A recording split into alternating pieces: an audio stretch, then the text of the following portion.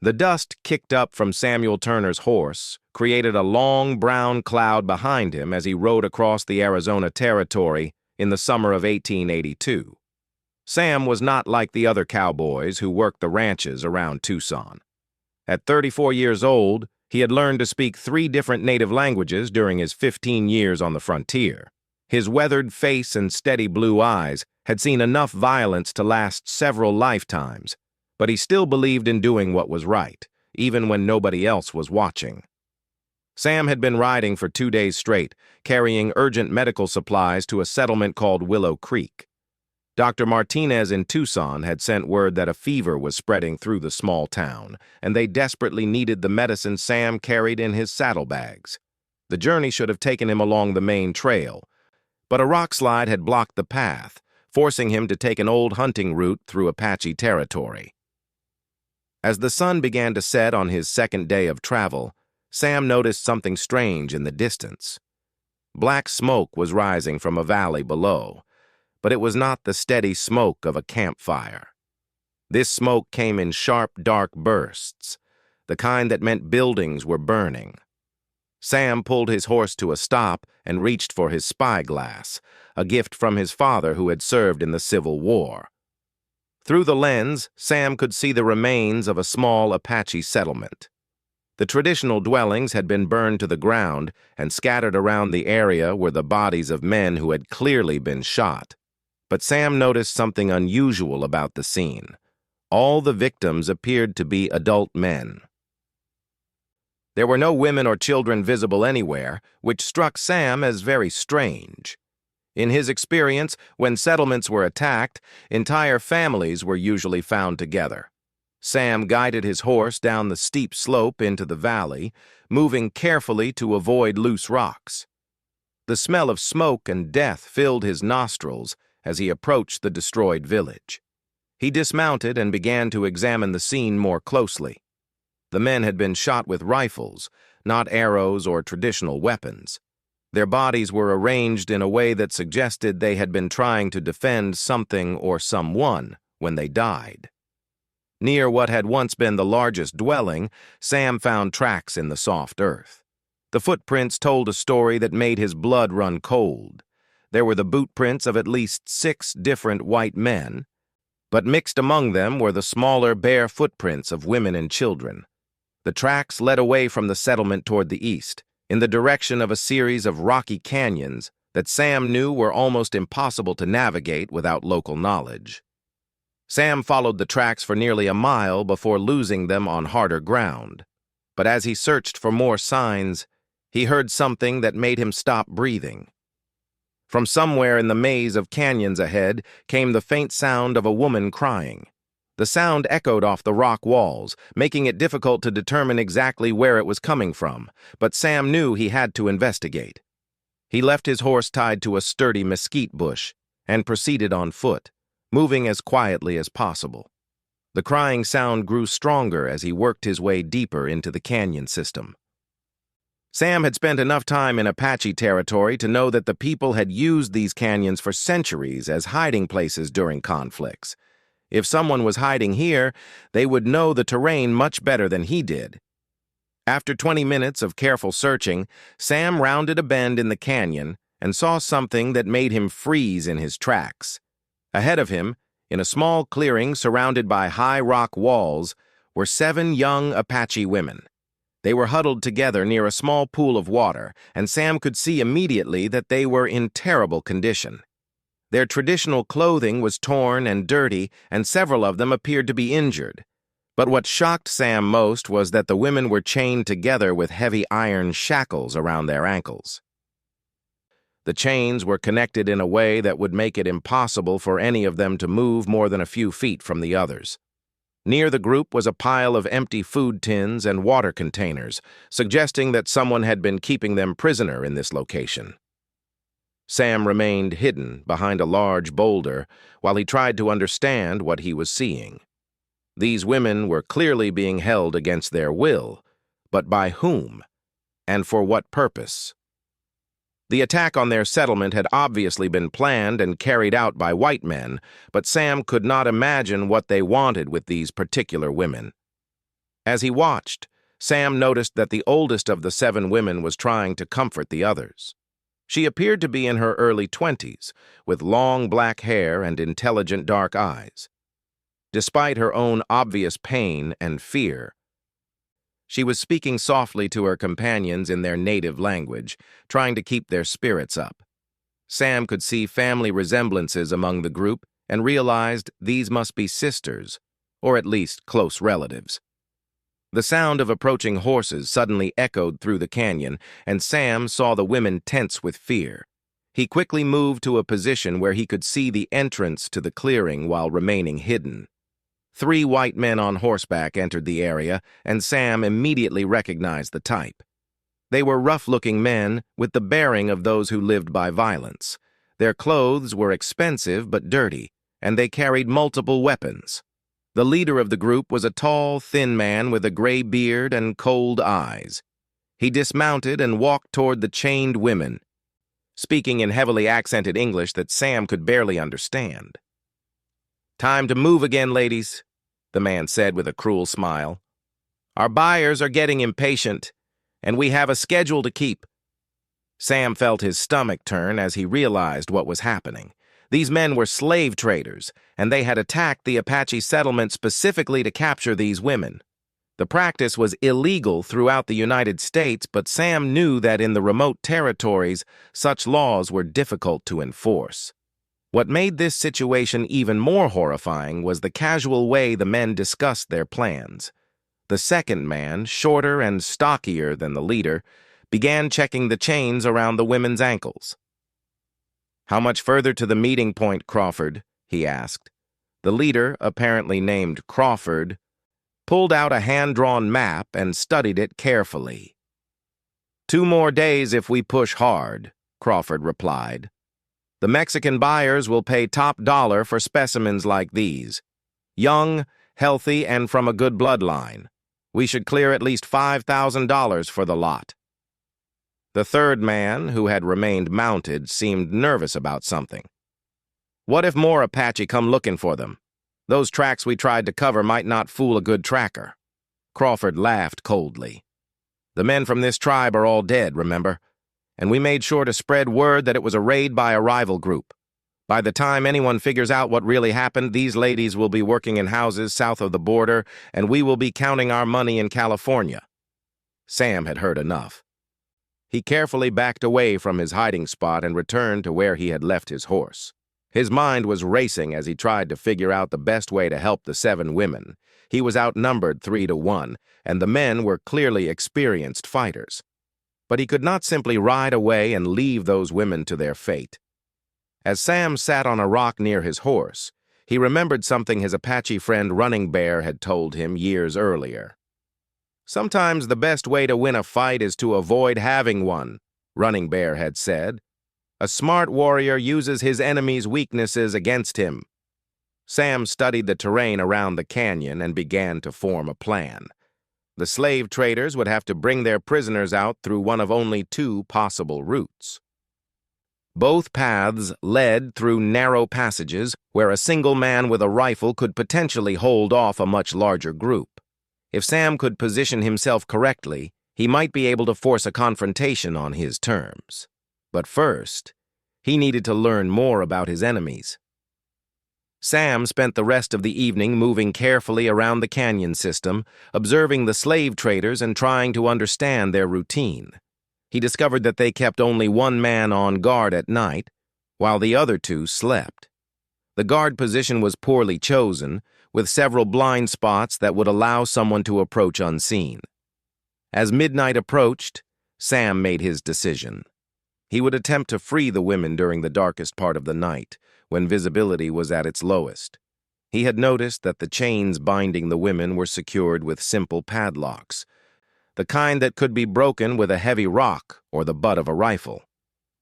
Sam waited until he was certain the 2 sleeping men would not wake easily, then began his careful approach to the clearing. The guard was sitting with his back against a rock wall, facing away from the direction Sam was coming. His rifle was leaning against a nearby boulder, just far enough away that he could not reach it quickly if surprised. Moving with skills learned from years of hunting and tracking, Sam crept to within 10 feet of the sleeping women. The oldest sister was still awake, staring up at the stars visible through the canyon opening. When she saw Sam approaching, her eyes widened with surprise, but she had the presence of mind not to cry out. Sam put his finger to his lips in a gesture for silence, then pointed to the sleeping guard. The woman nodded to show she understood. Sam then began to examine the chains holding the women prisoner. The padlocks were old and rusty, and Sam believed he could break them with his rifle butt, but the noise would certainly wake the guard. The Apache woman seemed to understand Sam's dilemma. She whispered something to her sisters, and they began to shift their positions slowly and carefully. Sam realized they were arranging themselves so that when he broke the locks, they would be ready to move quickly and quietly. Sam raised his rifle and brought the heavy wooden stock down hard on the first padlock. The metal broke with a sharp crack that seemed to echo through the canyon. The guard immediately began to stir, reaching instinctively for his weapon, but the oldest Apache sister was ready. She picked up a handful of sand and threw it directly into the guard's eyes as he turned toward the sound. The guard stumbled backward, clawing at his face and shouting for his companions.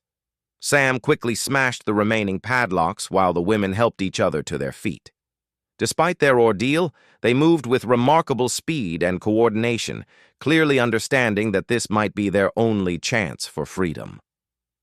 "This way," Sam whispered, pointing toward the narrowest canyon passage. "Stay close together and move as quietly as you can." The sound of the other two men waking up and scrambling for their weapons echoed from the clearing behind them. Sam knew they had perhaps 30 seconds before their escape route would be discovered. He guided the seven sisters through a series of twists and turns in the canyon system, using every bit of his knowledge of the terrain to stay ahead of their pursuers. Behind them, Sam could hear Crawford shouting orders to his men. "Check all the passages. They cannot have gone far on foot. I will not lose $5,000 because of one stupid guard." Sam led the women up a steep, rocky slope that he hoped would be difficult for mounted men to follow. The Apache sisters moved with surprising agility despite their weakened condition, helping each other over the roughest sections of the climb. Sam realized that their knowledge of this type of terrain was probably better than his own. At the top of the slope, Sam found what he was looking for, a narrow ledge that ran along the side of the canyon wall. It was barely wide enough for one person, and it would be invisible from below. More importantly, it led to a series of caves that Sam had noticed earlier during his scouting. "Can you make it across that ledge?" Sam asked the oldest sister, who seemed to be the spokeswoman for the group. She looked at the narrow path and nodded confidently. "We have traveled such paths since we were children," she replied in careful English. "But what of you? Will you come with us?" Sam shook his head. "I need to slow them down, give you more time to get away. Keep moving east until you reach the main trail, then follow it north to Willow Creek. Tell them Samuel Turner sent you, and they will help you." The woman studied Sam's face for a moment, as if trying to understand why a stranger would risk his life for them. "You have a good heart," she said finally.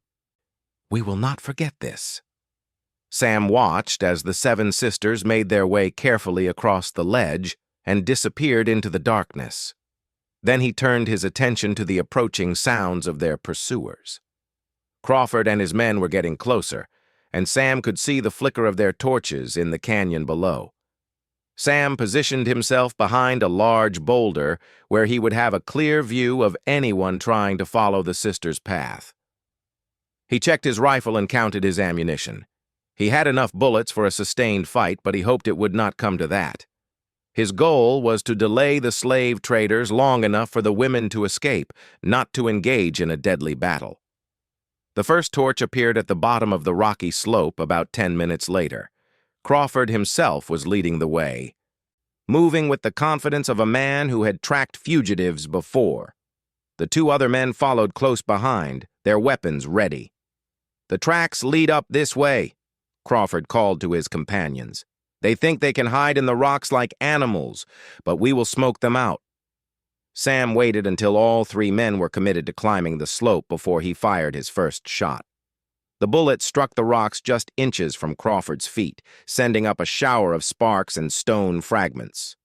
All three men immediately dove for cover, shouting warnings to each other. "There is only one of them," Crawford yelled after a moment. "Spread out and flank him from both sides." But Sam had chosen his position well. The slope was too steep and narrow for the men to spread out effectively, and any attempt to climb higher would expose them to his rifle fire. Sam fired two more carefully aimed shots, not trying to hit anyone, but making it clear that he commanded the high ground. For the next hour, Sam played a deadly game of cat and mouse with the three slave traders. Every time they tried to advance up the slope, he would fire a warning shot that forced them back into cover. Meanwhile, he kept moving along the ridge, using his knowledge of the terrain to stay one step ahead of their attempts to surround him. As the first light of dawn began to appear on the horizon, Sam heard Crawford calling out to him from below. "You up there! You are making a big mistake! Those women are stolen property, and we have every right to reclaim them." Sam did not reply. He knew that engaging in conversation would only give away his exact position. Instead, he continued to move quietly along the ridge, always staying between the slave traders and the path the sisters had taken. "We know you cannot have much ammunition left," Crawford continued, "and there are three of us. You cannot watch every approach." Sam smiled grimly to himself. Crawford was probably right about the ammunition, but wrong about the approaches. The ridge Sam was using provided an excellent view of the entire area, and the slave traders would not be able to reach his position without exposing themselves to rifle fire. As the sun rose higher, Sam began to see signs that his delaying tactic was working. In the distance, toward the east, he could make out a small dust cloud moving away from the canyon system. The seven sisters were making good time toward the main trail and safety. But Sam's satisfaction was short-lived. From his position on the ridge, he suddenly saw something that made his heart sink. Another group of riders was approaching the canyon from the west. There were at least 6 mounted men, and they were moving with the purposeful speed of people who knew exactly where they were going. Sam realized that Crawford must have arranged to meet reinforcements at this location. The slave trader had been more organized and prepared than Sam had given him credit for. With 9 men against 1, Sam's chances of continuing to hold them off were virtually 0. Sam made a quick decision. The 7 Apache sisters had at least a 2-hour head start, and with luck, they would reach the main trail before they could be overtaken. His job now was to escape from the canyon system and try to reach Willow Creek himself, where he could organize a proper rescue party if needed. Sam began working his way down the backside of the ridge, moving as quickly as he could while still remaining quiet. Behind him, he could hear Crawford greeting the newly arrived riders and explaining the situation. The sound of their voices grew fainter as Sam put distance between himself and the canyon. It took Sam nearly 3 hours to work his way back to where he had left his horse.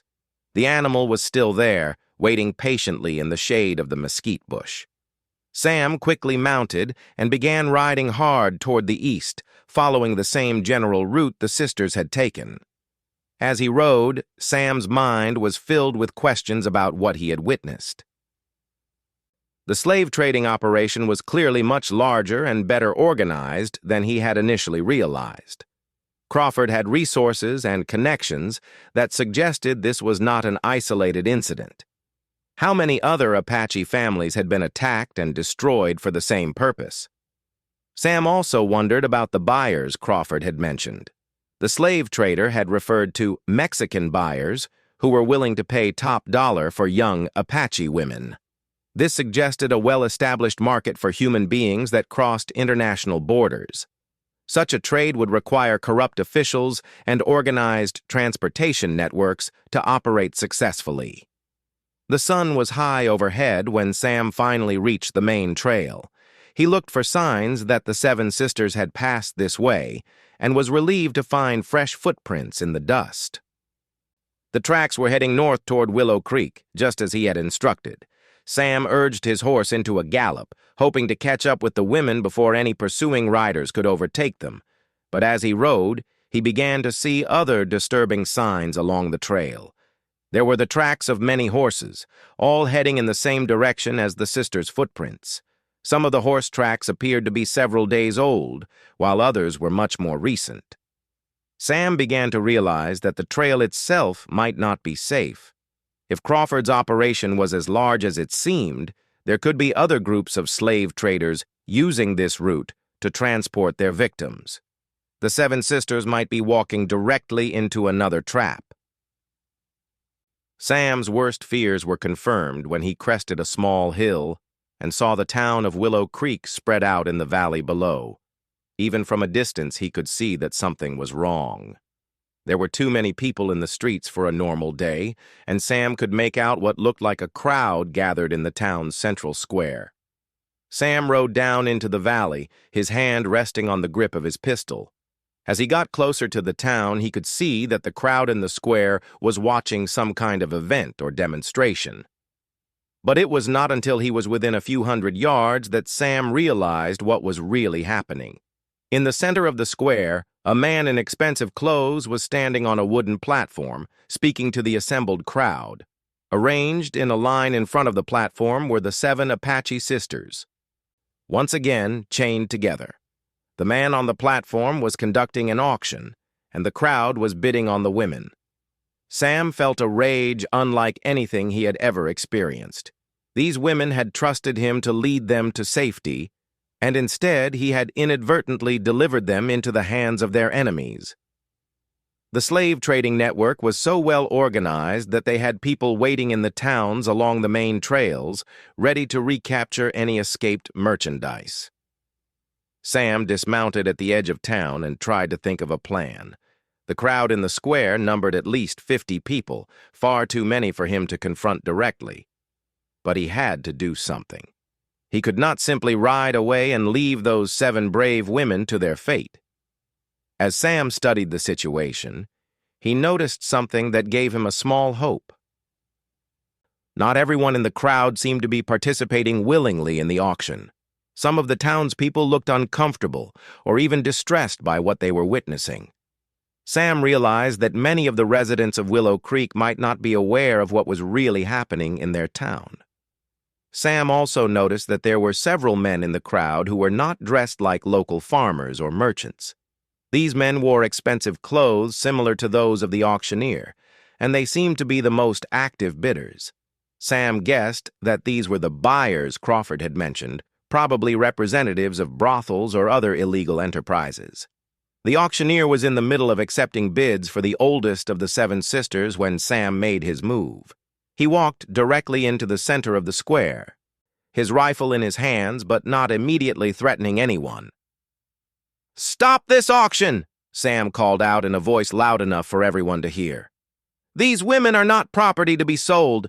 They are human beings who have been kidnapped and held against their will."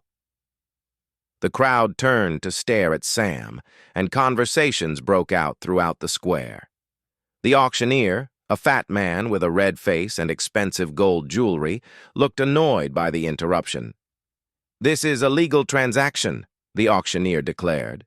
"These women are indentured servants whose contracts are being transferred to new owners. You have no authority to interfere."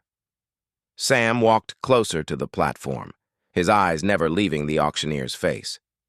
"I was there when your men attacked their village," Sam said. "I saw the bodies of their fathers and brothers. This is not indentured servitude. This is slavery, and it is illegal in every territory of the United States." A murmur ran through the crowd as people began to understand what Sam was saying. Several of the townspeople looked shocked, as if they had been told a very different story about the auction. But the well-dressed men who had been bidding did not seem surprised by Sam's accusations. The oldest Apache sister looked at Sam with a mixture of hope and fear in her eyes. She had obviously not expected to see him again, and she was not sure whether his presence would help or hurt their situation. The auctioneer was clearly becoming angry at the disruption to his business. "You are interfering with a lawful proceeding," he said. "Sheriff Morrison, arrest this man for disturbing the peace." Sam looked around the square and saw a man wearing a sheriff's badge pushing through the crowd toward the platform. But as the sheriff got closer, Sam could see uncertainty in his eyes. Sheriff Morrison appeared to be genuinely confused about what was happening in his town. "Sheriff," Sam said, addressing the lawman directly, "my name is Samuel Turner. I carry medical supplies for Dr. Martinez in Tucson, and I can provide references for my character. I am telling you that these women were kidnapped from their homes after their male relatives were murdered. This auction is selling human beings into slavery." Sheriff Morrison stopped a few feet away from Sam, his hand resting on his gun but not drawing it. The sheriff was a middle-aged man with gray hair and tired eyes. He had the look of someone who had seen enough violence and corruption to last several lifetimes. "That is a serious accusation, Mr. Turner," Sheriff Morrison said carefully. "Do you have any proof of these claims?" Sam pointed toward the 7 sisters. "Look at their condition," he said. "Look at the chains on their ankles. Ask yourself if these women volunteered to be here." The sheriff studied the Apache women for a moment, and Sam could see that he was beginning to have doubts about the auction. Several of the sisters showed clear signs of injury and maltreatment, and their fear was obvious to anyone who looked closely. But before Sheriff Morrison could respond, one of the well-dressed bidders stepped forward. He was a tall, thin man with pale skin and cold eyes. Dressed in a black suit that probably cost more than most people in Willow Creek earned in a year. "Sheriff Morrison," the man said in a smooth voice, "I am Jeremiah Blackwood, representing certain business interests in Mexico. I have all the proper documentation for this transaction, including bills of sale and transfer papers. This man is obviously disturbed and is making wild accusations without evidence." Blackwood reached into his jacket and produced a leather portfolio filled with official-looking documents. Sam could see that the papers had impressive seals and signatures, and they would probably be convincing to anyone who did not look too closely. "These documents show that these women were legally purchased from their tribe in exchange for goods and supplies," Blackwood continued. "The transaction was witnessed by proper authorities, and all territorial laws were followed." Sam realized that he was facing a conspiracy that went much deeper than he had imagined. The slave traders had not only organized the kidnapping and transport of their victims, but they had also prepared false documentation to make their activities appear legal. This suggested corruption at levels that Sam had never considered possible. Sheriff Morrison took the documents from Blackwood and began to examine them. Sam could see that the sheriff was not entirely convinced, but he was also clearly out of his depth when dealing with such sophisticated forgeries. "Sheriff," Sam said urgently, "ask these women if they agreed to any such sale." "Ask them in their own language if you can find someone to translate," the oldest Apache sister suddenly spoke up in clear English. "We never agreed to be sold," she said, her voice carrying clearly across the square. "These men killed our fathers and brothers and took us from our homes by force. We are not property to be traded." A shocked silence fell over the crowd as people realized that the women could speak for themselves. The auctioneer looked furious at this development, while Blackwood's cold expression never changed. "She is obviously lying to avoid her legal obligations," Blackwood said smoothly. "These people will say anything to avoid honest work." But Sam could see that many of the townspeople were beginning to side with the Apache women. The sight of 7 young women in chains, obviously frightened and injured, was having a powerful effect on the crowd's emotions. Sheriff Morrison handed the documents back to Blackwood, but Sam could see that the sheriff was troubled by what he had heard. "Mr. Blackwood," Morrison said, "I am going to need to verify these documents with the territorial authorities before this auction can continue."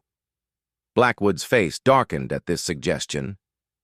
"Sheriff, I represent clients who have traveled a great distance for this transaction. Any delay could result in significant financial losses, for which the territory could be held liable.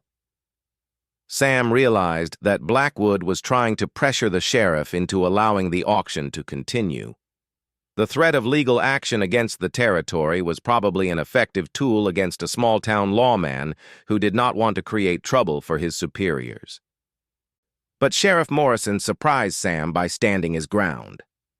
"Mr. Blackwood," Morrison said, "I have been sheriff of this county for 12 years, and I have never seen a slave auction in my town. Until I can verify that this is legal, the auction is suspended." The crowd began to buzz with conversation as people realized that their sheriff was taking a stand against the auction. Several of the townspeople began to speak out in support of Morrison's decision, while the well-dressed bidders looked angry and frustrated. Blackwood stepped closer to Sheriff Morrison, lowering his voice, but still speaking loudly enough for Sam to hear. "Sheriff, you are making a mistake that could cost you your position. The people I represent have influence with the territorial governor. One telegram from me could end your career." Sam saw the sheriff's jaw tighten at this threat, and he realized that Morrison was genuinely trying to do the right thing despite the pressure he was facing. Sam decided to support the sheriff's position in any way he could. "Sheriff Morrison," Sam said, "I request that you place these 7 women in protective custody while the legality of this auction is investigated. As a citizen of this territory, I am willing to post bond for their safekeeping." This suggestion seemed to catch Blackwood off guard. He had probably expected the sheriff to either accept the forged documents or to simply look the other way while the auction continued. The possibility that the women might be placed in official protective custody clearly worried him.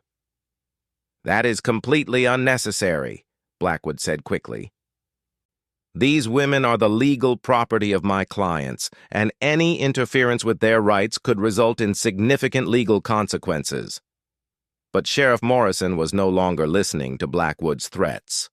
The sheriff walked over to the platform where the 7 sisters stood in chains and began to examine their shackles more closely. "Mr. Blackwood," Morrison said without looking up, "can you show me the part of your documentation that authorizes the use of chains and shackles on these women?" Blackwood's face went pale as he realized the trap the sheriff had set for him. If the women were truly indentured servants who had agreed to work contracts, there would be no legal justification for keeping them in chains like prisoners. "The restraints are for their own protection during transport," Blackwood said, but his smooth confidence was beginning to crack. "The frontier can be dangerous for unescorted women." Sheriff Morrison stood up and faced the crowd. "Ladies and gentlemen," he announced, "this auction is hereby suspended pending a full investigation. These women will be placed in protective custody until the territorial authorities can review the documentation and circumstances of their presence here." The crowd erupted in a mixture of cheers and protests. Most of the townspeople seemed to support the sheriff's decision, but the well-dressed bidders were clearly angry about the disruption to their plans. Sam felt a surge of relief and gratitude toward Sheriff Morrison. The lawman had shown real courage in standing up to Blackwood's threats and pressure, but Sam also realized that the danger was not over. Men like Blackwood and Crawford did not give up easily when large amounts of money were involved. As the sheriff began to unlock the chains holding the 7 sisters, Sam noticed several of the well-dressed bidders having quiet conversations among themselves. They kept looking in the direction of Sheriff Morrison and the Apache women, and Sam could tell they were planning something. Sam walked over to Sheriff Morrison and spoke quietly. "Sheriff, these men are not going to give up easily. They have too much money invested in this operation. You and these women could be in real danger." Morrison nodded grimly. "I had the same thought," the sheriff replied. "But I took an oath to protect the people in this county, and that includes visitors who are in trouble. I will do my duty regardless of the consequences." The oldest Apache sister approached Sam and Sheriff Morrison as the last of her chains were removed. "Thank you both for your courage," she said. But we know these men will not stop. They have killed before, and they will kill again to protect their business. Sam realized that she was right. Crawford was still somewhere in the area with his men, and Blackwood obviously had resources and connections that made him extremely dangerous. The Seven Sisters would not be safe until the entire slave trading network was exposed and destroyed. As Sam pondered their next move, he heard the sound of approaching horses from the direction of the canyon where he had first encountered Crawford. A dust cloud was rising in the distance, suggesting that a large group of riders was heading toward Willow Creek. Sam pointed out the approaching dust cloud to Sheriff Morrison. "I think Crawford and his men are coming," Sam said. "They will probably try to retake the women by force." Sheriff Morrison squinted at the distant riders and estimated their numbers. "Looks like maybe 8 or 10 men," he said. "We need to get these women to a safe location and prepare for trouble." But as the riders got closer, Sam realized that he had been wrong about their identity. The approaching group was not Crawford and his slave traders. Instead, it was a patrol of U.S. Army cavalry, led by a young lieutenant wearing the uniform of the territorial forces. The cavalry patrol rode directly into the town square and dismounted in front of the suspended auction platform. The lieutenant, a man in his mid-20s with serious brown eyes, immediately took charge of the situation. "I am Lieutenant James Harrison of the 4th Cavalry," the officer announced to the crowd. "We have received reports of illegal slave trading activities in this area, and we are here to investigate." Sam felt a surge of hope as he realized that help had arrived from an unexpected source. But he also wondered who had sent word to the cavalry about the slave trading operation. The timing of their arrival seemed almost too convenient to be coincidental. Lieutenant Harrison walked over to where the 7 Apache sisters stood with Sheriff Morrison. The officer studied their condition and the chains that had recently been removed from their ankles. "Are you the women who were taken from the settlement near Eagle Canyon?" Harrison asked the oldest sister. She nodded, her eyes showing surprise that the cavalry officer knew about their situation. "Yes," she replied. "These men killed our men and took us prisoner 3 days ago." Harrison turned to face the crowd, his voice carrying the authority of the federal government. "Ladies and gentlemen, this investigation involves violations of federal law regarding slavery and kidnapping. I am placing all persons involved in this auction under military authority pending a full investigation." Blackwood immediately stepped forward, his face red with anger. "Lieutenant, you have no authority to interfere with a legal commercial transaction. I demand to speak with your commanding officer." Harrison studied Blackwood carefully, taking in the man's expensive clothes and arrogant attitude. "Sir, you are welcome to file a complaint with Colonel Mitchell at Fort Apache. However, you will remain in custody until this investigation is complete." Sam watched as Harrison's soldiers began to round up Blackwood and the other well-dressed bidders. The cavalry had obviously come prepared for this operation, with enough men and equipment to handle a significant confrontation. As the soldiers worked to secure the area, Lieutenant Harrison approached Sam and Sheriff Morrison. "Gentlemen, I understand that you have both played important roles in protecting these women. I would like to get your statements about what you have witnessed." Sam began to tell Harrison about his encounter with Crawford and his men, the attack on the Apache settlement, and the slave traders' plans to sell the 7 sisters to Mexican buyers. Sheriff Morrison added his observations about the suspicious auction and the forged documentation that Blackwood had provided. As Sam finished his account, Lieutenant Harrison nodded thoughtfully.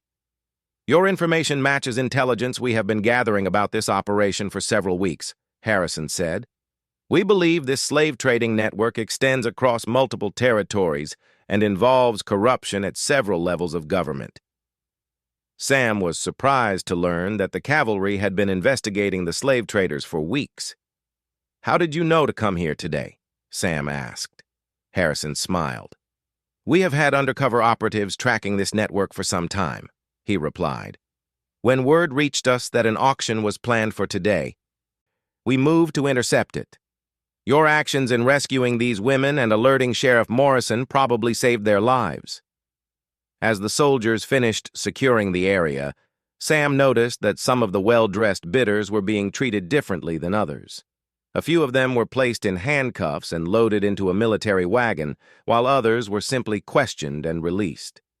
Lieutenant Harrison noticed Sam's curiosity about the different treatment of the prisoners. "Some of these men are buyers who came here believing they were participating in a legal transaction," Harrison explained. "Others are part of the criminal network itself. It will take time to sort out who is who." Sam realized that the slave trading operation was even more complex than he had imagined. The network included not only the men who carried out the kidnappings and murders, but also corrupt officials who provided false documentation, transportation specialists who moved the victims across long distances, and buyers who created the market demand that made the entire operation profitable. As the sun began to set over Willow Creek, Sam found himself thinking about all the other settlements that might have been attacked by Crawford and his men. How many Apache families had been destroyed to feed this evil trade? How many women and children had disappeared into a network that treated human beings as merchandise?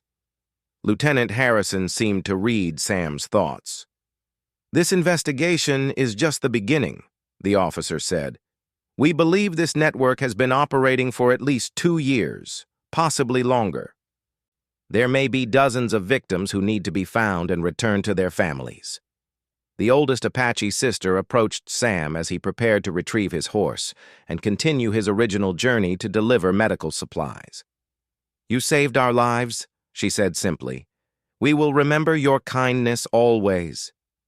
Sam looked at the 7 young women who, despite their ordeal, still carried themselves with dignity and strength. "You saved yourselves," he replied. "I just provided a distraction. Your courage and intelligence got you through the worst of it." As Sam mounted his horse to continue toward his destination, he realized that his encounter with the 7 Apache sisters had changed him in ways he was only beginning to understand. He had witnessed evil on a scale that challenged his faith in human nature, but he had also seen courage, compassion, and justice triumph over greed and cruelty. The medical supplies in his saddlebags were still desperately needed in the settlement he had been traveling to reach, but Sam knew that his real journey was just beginning. The slave trading network that had destroyed so many lives was still out there, and men like Crawford were still free to continue their evil work. Sam turned his horse toward the trail that would take him to his original destination, but he was already planning his return to Fort Apache. Lieutenant Harrison would need experienced guides and trackers to help hunt down the remaining members of the slave trading network, and Sam intended to volunteer for that dangerous but necessary work. Behind him, the town of Willow Creek was settling into an uneasy peace as the cavalry patrol prepared to escort their prisoners to military justice. The 7 Apache sisters would soon be reunited with the surviving members of their tribe, and the auction platform where they had nearly been sold would be dismantled. But Sam knew that this victory was only one battle in a much larger war against the forces that treated human beings as property. As he rode into the gathering darkness, Sam was already thinking about how he could help Lieutenant Harrison track down Crawford and the rest of his criminal network. The stars were beginning to appear in the clear desert sky when Sam finally allowed himself to feel satisfaction about the day's events. 7 innocent women were free, and a dangerous criminal network had suffered a significant setback. It was not a complete victory, but it was a beginning.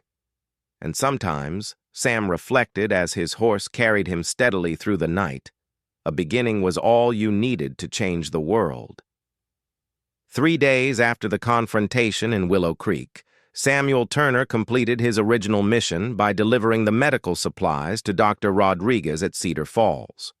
The small settlement was indeed in the grip of a fever outbreak, and Sam's arrival with the desperately needed medicines was greeted with relief and gratitude. But Sam's mind was not entirely focused on the grateful thanks of the townspeople. As Dr. Rodriguez examined the supplies Sam had brought, the elderly physician noticed that his delivery man seemed distracted. "You look like a man carrying heavy thoughts, Samuel," the doctor observed. "Did you encounter trouble on the trail?" Sam briefly described his encounter with the slave traders and the rescue of the 7 Apache sisters. Dr. Rodriguez listened with growing concern, occasionally shaking his head at the description of the violence and cruelty Sam had witnessed. "I have heard rumors of such activities," Dr. Rodriguez admitted when Sam finished his account. "There have been reports from other settlements about Apache families disappearing without explanation.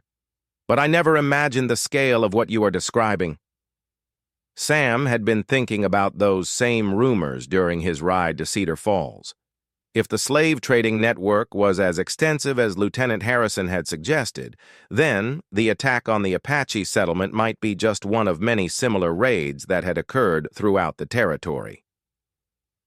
"Doctor," Sam said, "in your travels to different settlements, have you seen anything that might be connected to this slave trading operation? Strangers asking unusual questions, people offering to buy workers or servants, anything that seems suspicious?" Dr. Rodriguez was quiet for several minutes, clearly thinking back over his recent experiences. As one of the few doctors serving the scattered settlements of the Arizona Territory, he traveled extensively and encountered people from all walks of life.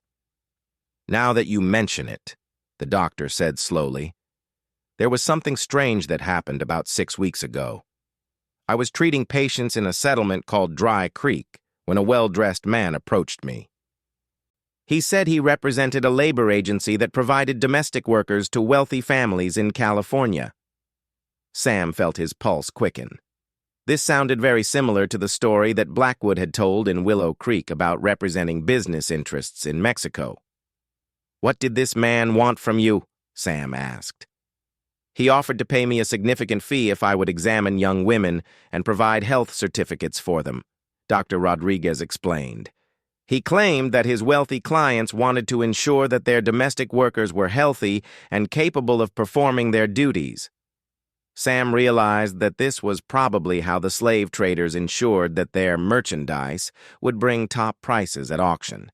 Health certificates from respected doctors would make the women more valuable to potential buyers. "Did you agree to examine these women?" Sam asked. Dr. Rodriguez shook his head firmly.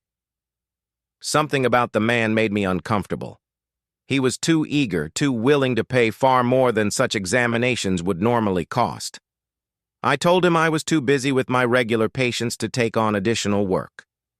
Sam was relieved that Dr. Rodriguez had refused to become involved with the slave traders, but he was also troubled by the implications of what the doctor had told him. The labor agency story suggested that the criminal network had developed sophisticated methods for convincing legitimate professionals to unknowingly assist with their activities. "Doctor," Sam said, "I think you may have been approached by someone connected to the slave trading network. The man who offered to pay you for health examinations was probably trying to add legitimacy to illegal sales of kidnapped women." Dr. Rodriguez looked shocked at this suggestion. "You mean he wanted me to help him sell human beings?" the doctor asked. "That is exactly what I mean," Sam replied. "And if he approached you, he probably approached other doctors as well. This network seems to be much more organized and widespread than anyone realized." Sam spent the rest of the day in Cedar Falls, helping Dr. Rodriguez distribute medicine to fever patients while continuing to think about the implications of their conversation.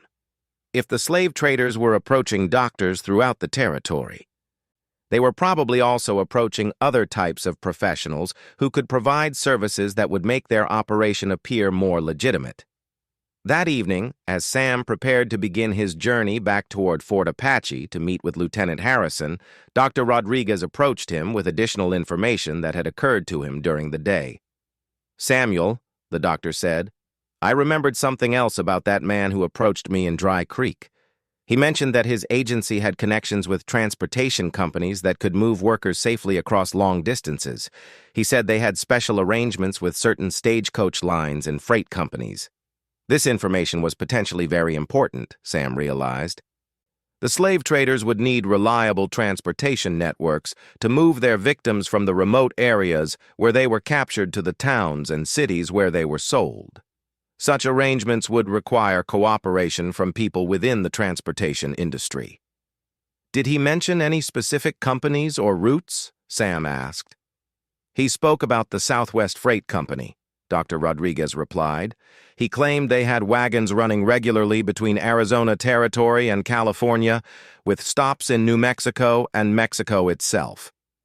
Sam made a mental note to share this information with Lieutenant Harrison. If the Southwest Freight Company was involved in transporting kidnapped women, the cavalry might be able to intercept future shipments and rescue additional victims. Early the next morning, Sam began his journey back toward Fort Apache. But instead of taking the direct route, he decided to make a detour through Dry Creek, the settlement where Dr. Rodriguez had been approached by the suspicious labor agent. Sam wanted to see if he could learn more about the man who had tried to recruit the doctor's services. Dry Creek was a small mining town that had grown up around a silver strike several years earlier. The population was a mixture of miners, merchants, and the usual collection of frontier characters who gravitated toward boom towns. Sam arrived in the late afternoon and immediately began asking questions about strangers who had visited the town in recent weeks. The first several people Sam spoke with had not noticed anything unusual, but his persistence eventually led him to Martha Henderson, the woman who ran the town's only boarding house. Mrs. McKinney Henderson had a reputation for keeping track of everyone who passed through Dry Creek, and she was happy to share her observations with Sam. "Oh, yes, I remember that man," Mrs. Henderson said, when Sam described the well-dressed stranger who had approached Dr. Rodriguez. "Stayed here for 3 nights about 6 weeks ago. Called himself Mr. Franklin, said he was in the labor recruitment business." "Did you notice anything suspicious about him?" Sam asked. Mrs. Henderson thought for a moment. "Well, he claimed to be in the labor business, but he did not seem to know much about honest work. Asked a lot of questions about the local Apache tribe. Wanted to know about their family structures and where they lived. Seemed more interested in the women and children than in finding workers." Sam felt his suspicions confirmed. The man calling himself Franklin was almost certainly connected to the slave trading network, and he had been gathering intelligence about potential targets for future raids. "Did Franklin meet with anyone else while he was in town?" Sam asked. "He spent a lot of time talking with Jake Morrison, who runs freight wagons between here and California," Mrs. Henderson replied. "Seemed like they were discussing some kind of business arrangement." Sam realized that this Jake Morrison might be connected to the Southwest Freight Company that Dr. Rodriguez had mentioned. If Morrison was involved in transporting kidnapped women, he could be a key link in the criminal network. Sam found Jake Morrison at the freight yard on the outskirts of town, supervising the loading of supplies onto a large wagon. Morrison was a big man with calloused hands and the weathered face of someone who had spent years driving wagons across difficult terrain. Sam approached Morrison casually, introducing himself as a cowboy looking for work driving cattle to California. He hoped that Morrison would be willing to discuss transportation arrangements if he believed Sam was a potential customer. "California, eh?" Morrison said when Sam explained what he was looking for. "I run regular freight service out that way. Might be able to work something out if you are not too particular about the cargo you travel with." Sam tried to appear interested without seeming too eager. "What kind of cargo are you usually hauling?" he asked. Morrison glanced around to make sure no one else was listening, then lowered his voice. "Sometimes I carry special passengers who need to travel without attracting attention," he said. "People who might have legal problems or debts they are trying to escape. The work pays well, but you have to be willing to keep your mouth shut about what you see." Sam realized that Morrison was describing exactly the kind of service that slave traders would need. The special passengers were probably kidnapped women being transported to buyers in California or Mexico. "That sounds like the kind of work I could handle," Sam said carefully. When would your next run with special passengers be?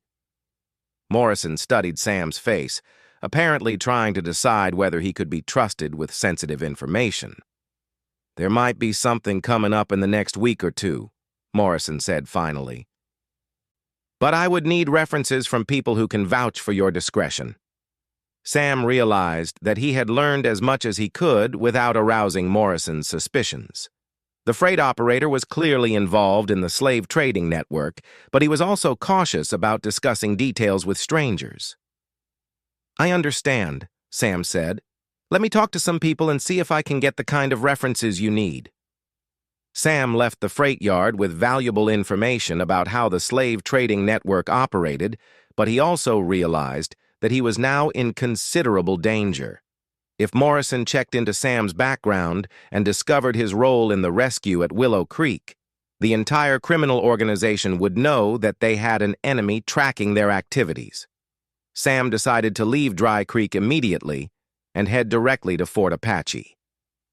He needed to share what he had learned with Lieutenant Harrison before the slave traders realized they were being investigated. But as Sam rode out of town, he noticed that one of Morrison's men was following him at a distance. Sam pretended not to notice the tail as he continued along the main trail toward Fort Apache. But after several miles, he used his knowledge of the terrain to double back through a series of rocky canyons that would allow him to observe his pursuer without being seen. The man following Sam was not one of Morrison's regular freight workers. Instead, he appeared to be a professional gunman with expensive weapons and the confident bearing of someone accustomed to violence. Sam realized that the slave trading network probably employed such men to eliminate threats to their operation. Sam waited in hiding until the gunman passed his position, then began following the man instead of being followed. This reversal gave Sam the advantage of knowing his enemy's location while remaining invisible himself. After several hours of this deadly game, the gunman met with two other riders at a predetermined location near a water hole. Sam positioned himself close enough to overhear their conversation, and what he learned made his blood run cold.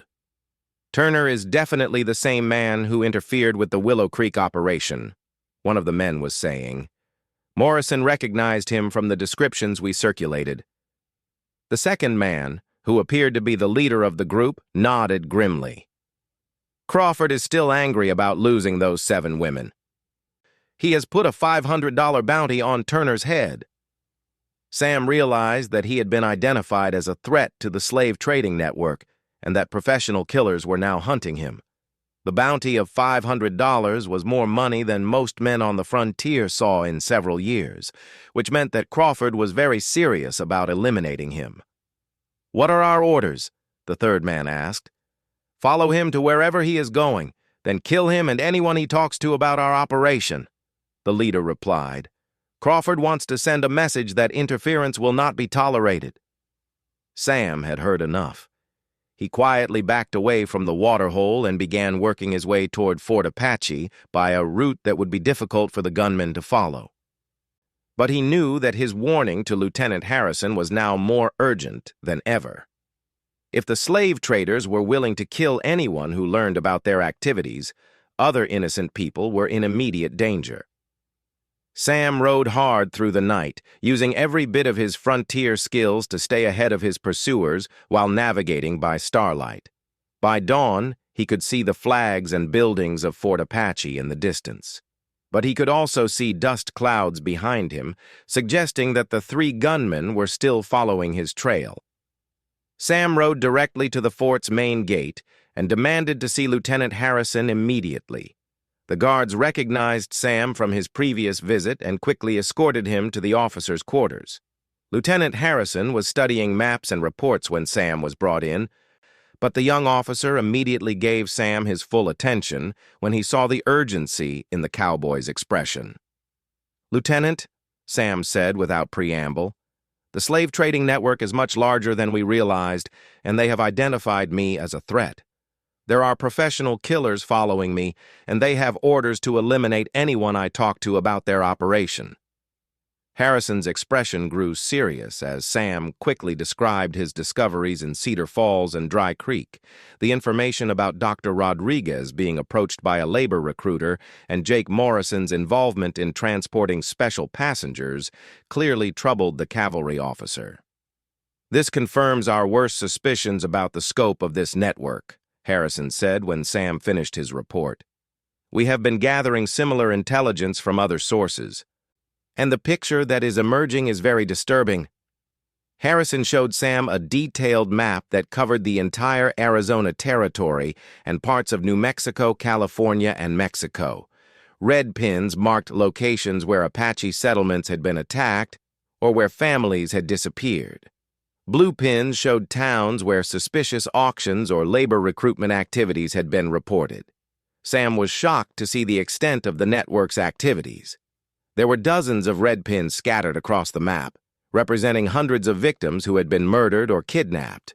The blue pins formed a clear pattern of transportation routes connecting the areas where victims were captured with cities where they were sold. "How long has this been going on?" Sam asked. "We believe the network has been operating for at least 3 years, Harrison replied. "The number of attacks increased significantly about 18 months ago, suggesting that the operation became more organized and better funded around that time." Harrison pointed to several locations on the map where multiple attacks had occurred in close proximity. "The pattern suggests that the slave traders are systematically targeting Apache communities, probably because they are isolated and receive little protection from territorial authorities." Sam studied the map and noticed something that Harrison had not mentioned. Several of the blue pins were located in towns that Sam knew had corrupt or ineffective law enforcement. This suggested that the slave traders were choosing their auction locations based on their ability to operate without interference from honest lawmen. "Lieutenant," Sam said, "I think Sheriff Morrison in Willow Creek may be in danger. If the slave traders are eliminating people who interfere with their operation, they will probably target him for shutting down that auction." Harrison nodded grimly. "We have already sent a patrol to provide security for Sheriff Morrison," he replied. "But you are right to be concerned. This network has shown that they are willing to kill anyone who threatens their profits." As Harrison and Sam continued to discuss the slave trading investigation, a commotion outside the building indicated that someone was approaching the fort at high speed.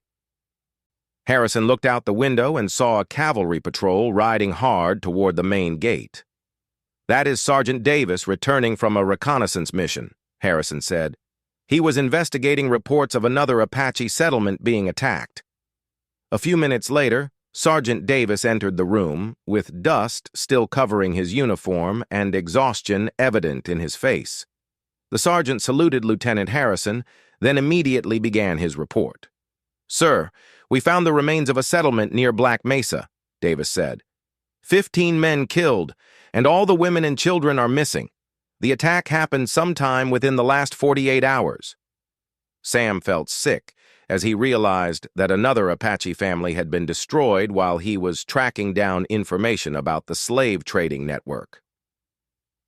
The timing suggested that Crawford and his men had conducted this new raid in response to their losses at Willow Creek. "Did you find any tracks or other evidence about where the victims were taken?" Harrison asked. "Yes, sir," Davis replied. "The tracks lead south toward the Mexican border. There were at least 20 prisoners, mostly women and children, being transported by 6 or 7 mounted men." Harrison immediately began issuing orders for a pursuit mission. "Sergeant Davis, select 12 good men and prepare to leave within the hour. We are going to intercept those slave traders before they can cross the border." Sam stepped forward. "Lieutenant, I request permission to accompany this mission. I've been tracking this network longer than anyone, and I know how these men think and operate." Harrison considered Sam's request for a moment, clearly weighing the value of his experience against the danger of including a civilian in a military operation. "Mr. Turner, these are professional killers who have specifically targeted you for elimination. Your presence could put the entire mission at risk." "With respect, Lieutenant," Sam replied, Those killers are already hunting me whether I join your mission or not. At least this way, I will have military protection while I help you track down Crawford and his men." Harrison made his decision. "Very well, Mr. Turner. You can accompany the mission as a civilian guide, but you will follow military orders and protocols at all times." As the cavalry patrol prepared to depart, Sam realized that he was about to face the most dangerous challenge of his life. Crawford and his men were experienced killers who knew the terrain and had every reason to fight to the death rather than face military justice. The 20 Apache women and children they had captured were probably being transported toward buyers who would make them disappear forever into the illegal slave markets of Mexico.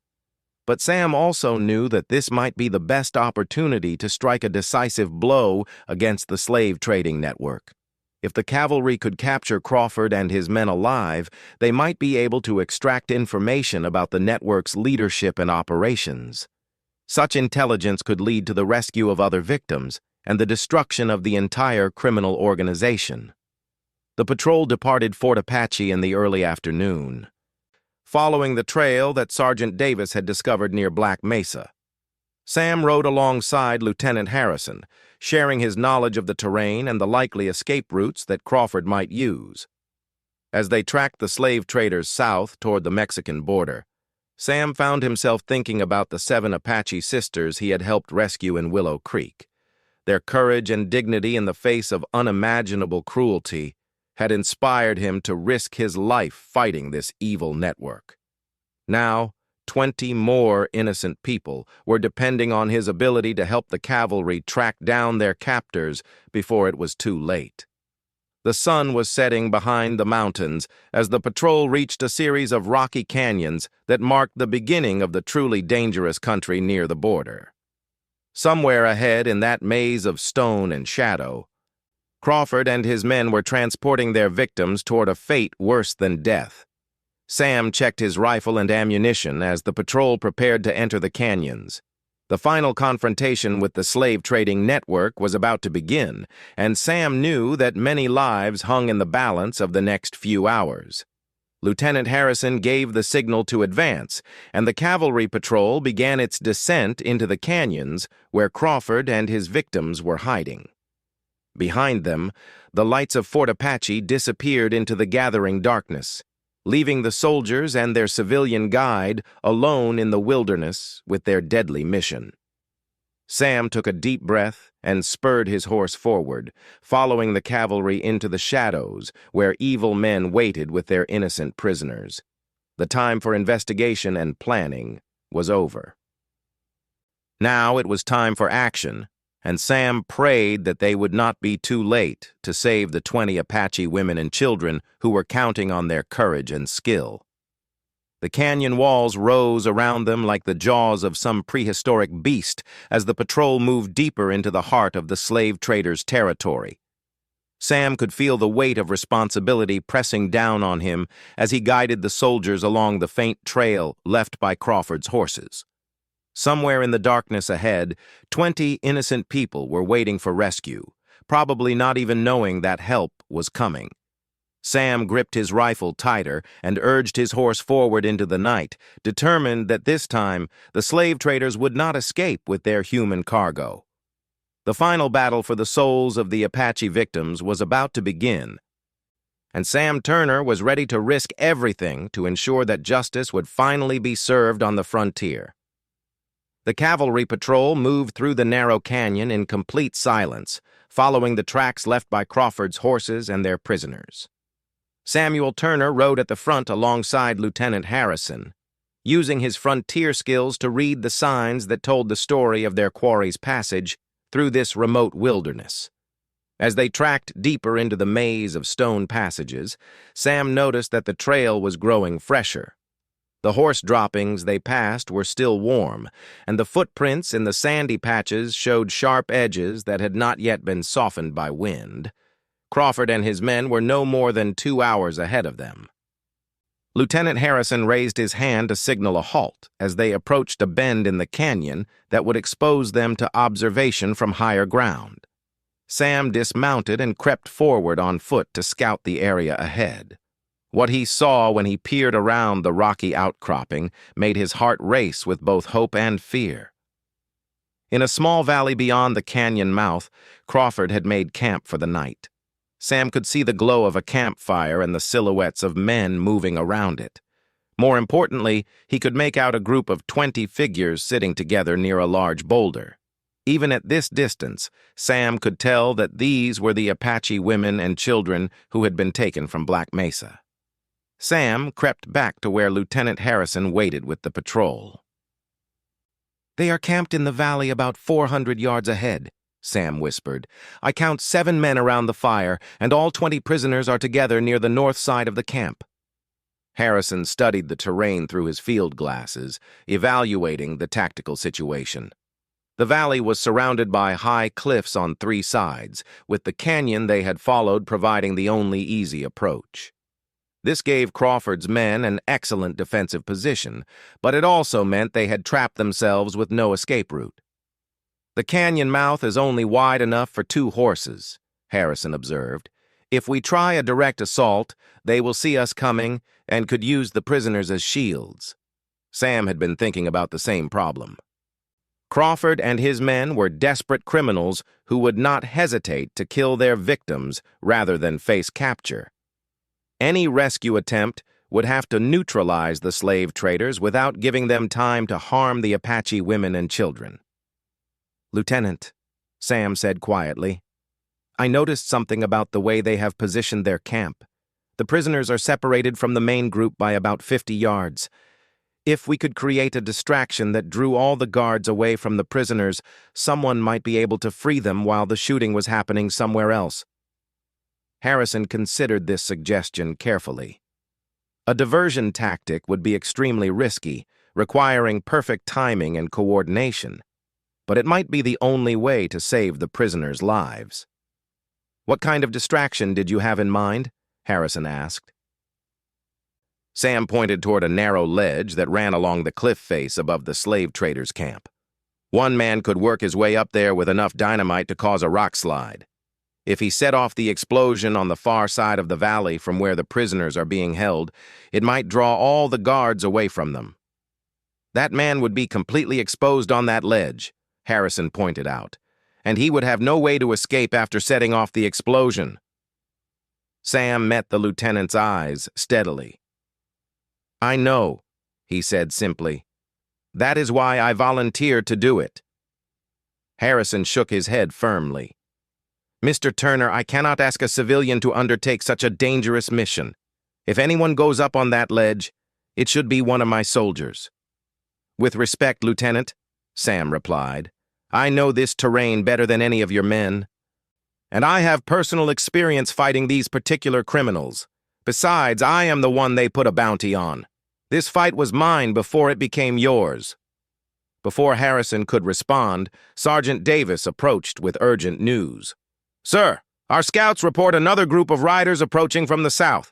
Looks like maybe 8 men, probably reinforcements for Crawford's gang."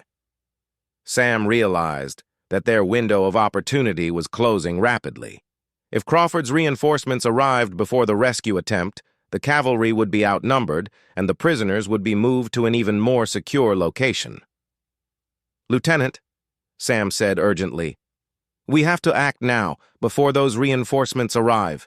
Give me 30 minutes to reach that ledge, then start your attack. I will set off the explosion when I hear your first shots." Harrison made a command decision. "Very well, Mr. Turner, but you will carry signal flares to mark your position.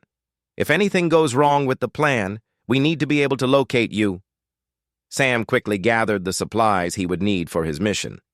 A small pack of dynamite, fuses, matches, and the signal flares Harrison had insisted on. He also took his rifle and all the ammunition he could carry, knowing that he might have to fight his way out after the explosion. As Sam began working his way up the rocky slope toward the ledge, the rest of the cavalry patrol moved into position for their assault on the camp. The plan was simple but dangerous. Sam would create a diversion with the rock slide, drawing the guards away from the prisoners, while the cavalry attacked from the canyon mouth to prevent the slave traders from escaping. The climb to the ledge was more difficult than Sam had anticipated. The rocks were loose and treacherous in the darkness, and any sound might alert Crawford's sentries to the approaching danger. Sam moved with extreme care, testing each handhold before trusting his weight to it. After 25 minutes of careful climbing, Sam reached the narrow ledge that ran along the cliff face above Crawford's camp. From this vantage point, he could see the entire valley spread out below him. The slave traders were still gathered around their campfire, apparently unaware that cavalry soldiers were positioning themselves at the mouth of the canyon. Sam could also see the Apache prisoners more clearly now.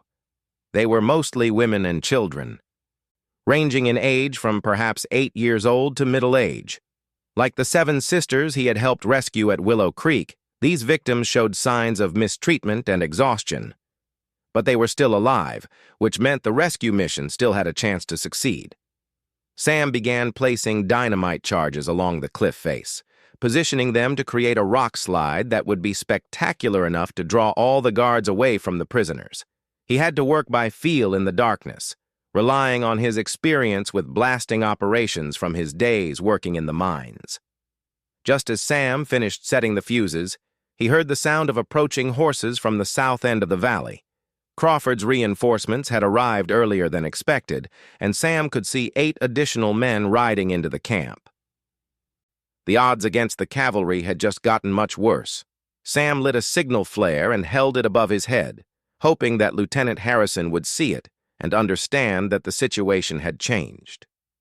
The reinforcements meant that the rescue mission was now much more dangerous, but it also meant that more members of the slave trading network would be captured or eliminated if the operation succeeded. The glow from Sam's signal flare caught the attention of one of Crawford's sentries, who pointed up toward the ledge and began shouting warnings to his companions. Sam realized that his position had been compromised, and he had only seconds before the slave traders would start shooting at him. Sam quickly lit the fuses on his dynamite charges, then fired his rifle toward the slave traders' camp to signal Lieutenant Harrison that the attack was beginning. The sound of the rifle shot echoed through the valley like thunder, and immediately the entire scene below erupted into chaos. Crawford's men grabbed their weapons and began firing wildly toward Sam's position on the ledge, while the newly arrived reinforcements tried to understand what was happening. In the confusion, Sam could see that some of the Apache prisoners were attempting to help each other move away from the center of the camp. The cavalry charge came at exactly the right moment. Lieutenant Harrison led his men in a mounted assault through the canyon mouth, their horses' hooves drumming against the rocky ground like a war drum. The slave traders found themselves caught between Sam's position above and the cavalry attack from below. The dynamite explosion, when it came, was even more spectacular than Sam had hoped. The charges he had placed brought down half the cliff face in a thunderous avalanche of rock and debris. The sound was deafening, and the ground shook as if struck by an earthquake. But the rock slide also brought down the ledge where Sam was standing.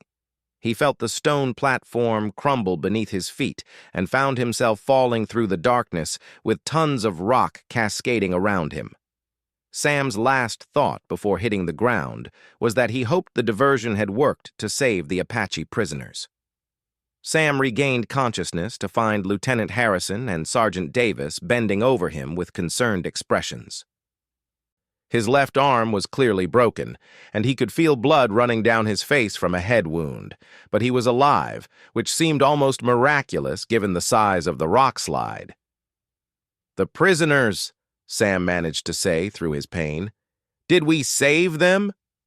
"All 20 are safe and accounted for," Harrison replied with a smile. "Your diversion worked perfectly.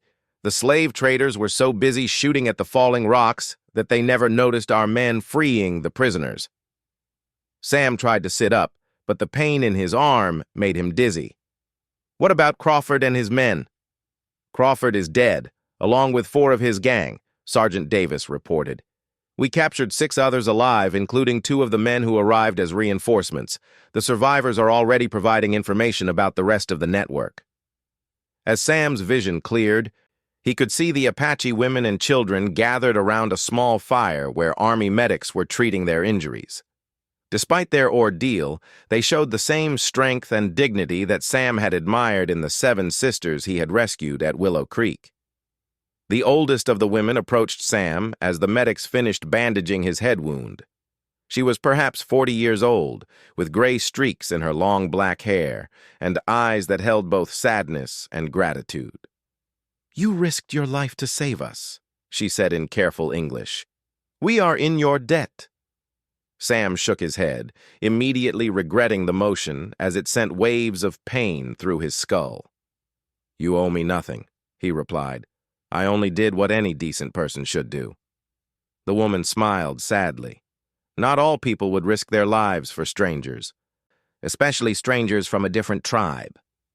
"You have proven that there is still goodness in this world, even when evil men try to convince us otherwise." Over the next few days, as Sam recovered from his injuries at Fort Apache, the full scope of the slave trading network gradually became clear. The captured gang members, faced with certain execution for their crimes, provided detailed information about the organization's structure and operations. Crawford had been the field commander for a network that extended from Arizona Territory to California and deep into Mexico. The organization included corrupt officials, transportation companies, fraudulent labor agencies, and buyers who operated brothels and illegal mining operations throughout the Southwest. Lieutenant Harrison shared this information with Sam as they reviewed maps and documents seized from the slave traders' camp. "According to the prisoners we interrogated, this network has been responsible for the deaths of over 200 Apache men and the kidnapping of more than 300 women and children over the past 3 years. Sam felt sick as he contemplated the scale of the evil they had been fighting. Hundreds of families destroyed, hundreds of innocent people sold into slavery or worse. The 7 sisters he had first encountered and the 20 victims they had just rescued represented only a small fraction of the network's crimes.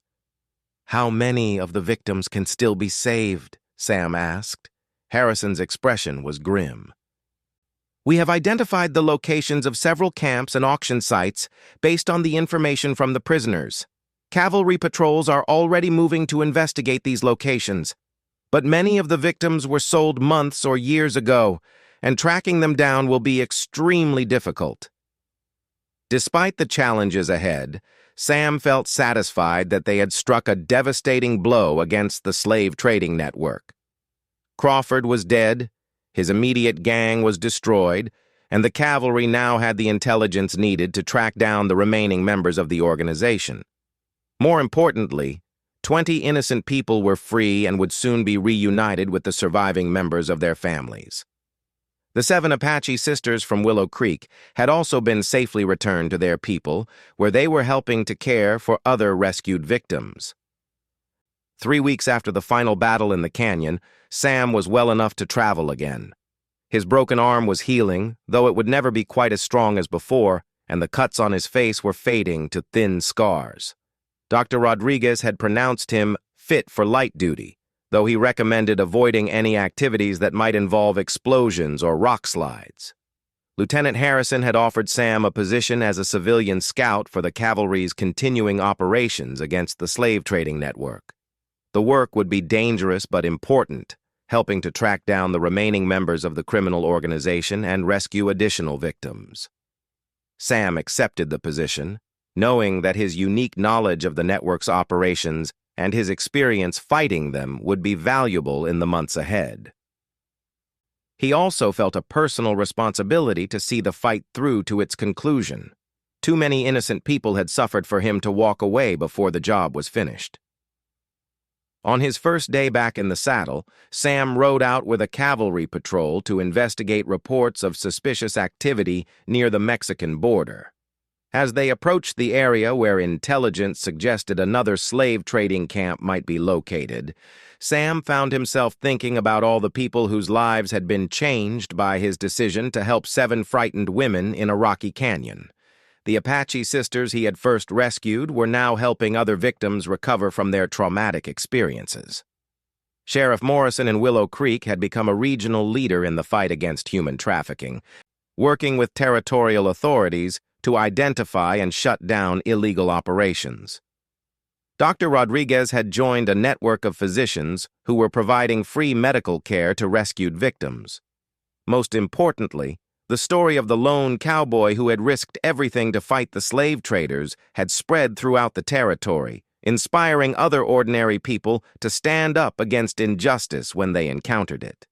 Sam realized that sometimes the most important victories were not won with guns and explosions, but with the simple decision to do what was right, even when it was dangerous.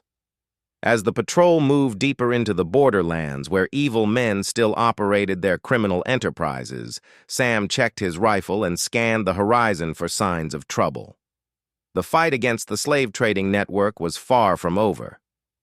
But Sam knew that good people working together could overcome even the most organized evil.